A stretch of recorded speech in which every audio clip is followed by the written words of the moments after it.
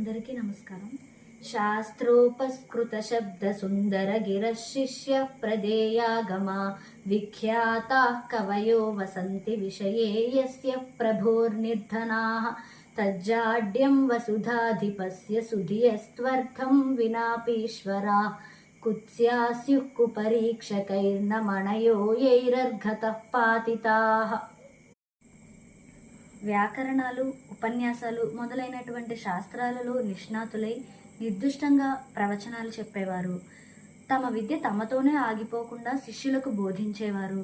జగత్ప్రసిద్ధులు అయిన పండితులు ఏ దేశంలోనైనా వారు సంపద లేకుండా నిరుపేదలుగా ఉన్నట్లయితే దాని యొక్క అపకీర్తికి కారణం ఆ దేశం యొక్క రాజుగారి మూర్ఖత్వమే అవుతుంది తప్ప దానికి కారణం ఆ పండితులు ఏమాత్రం కారు.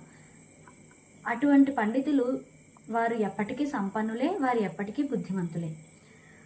ఎలాగంటే ఒక రత్నాన్ని ఒక అవివేకి అది విలువైనది కాదు అని ఎంత చెప్పినా సరే ఆ రత్నం యొక్క విలువ ఏమాత్రం తగ్గదు కదా.